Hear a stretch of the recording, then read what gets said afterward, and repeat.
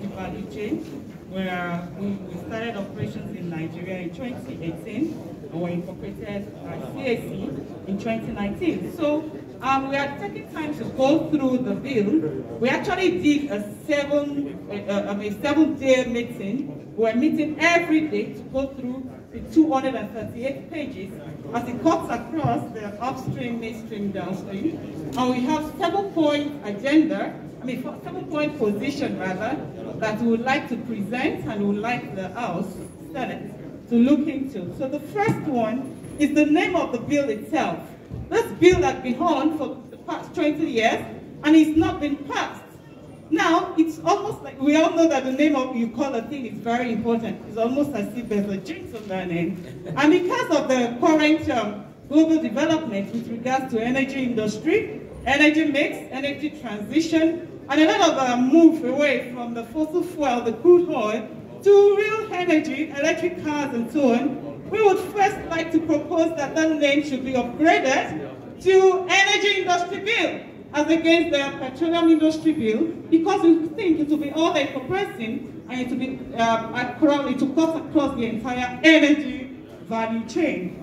Our second position is with regards to integration of the industry. We all know that the industry in Nigeria is focused more on the upstream market. We need to have a full integration, upstream, midstream, downstream, both across the oil and across the gas, now that we are going gas. So we need to really look into this. Going through the bill, we discovered that we had about 80% more mention of the upstream than the downstream. So this is very, very critical. Our analysis shows that that crude oil, barrel of crude oil that is sold at $50 after refining and is transformed is actually worth minimum about $2,500. That is the kind of money we have been leaving on the table in this nation. So we need to go full stream integration. That's our number two. Number three is the untapped reserve. That is gender inclusion. Currently in the industry, we are just about 15% women representation. We need this to be improved in line with the United Nations Sustainable Development Goal 5 that Nigeria signed, alongside with other nations in 2015. So we need to see this also happen in Nigeria. Thank you very much. We need to also see this happen in Nigeria. And it is not about feminism or trying to compete with the men. It's about closing the gaps. We want to close three major gaps. The first gap is the gender gap.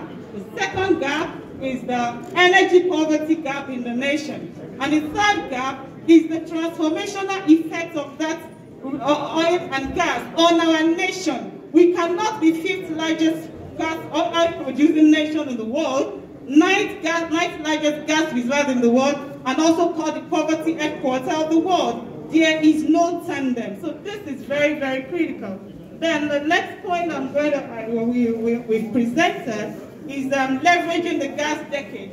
We took time to go through the entire 238-page bill, and we discovered that last year the minister declared 2020 as the gas year, and then through several advocacies, it also extended that to cover the entire decade, 2021 to 2030.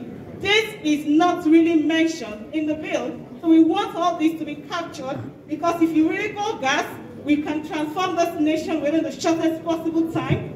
By 2030, the United Nations. Okay, so let me just round up. So the next one is leveraging the AFTA, the African Continental Free Trade. Is also not mentioned in the bill. We need to mention that to be able to enhance our performance and take back Nigeria as the giant of Africa.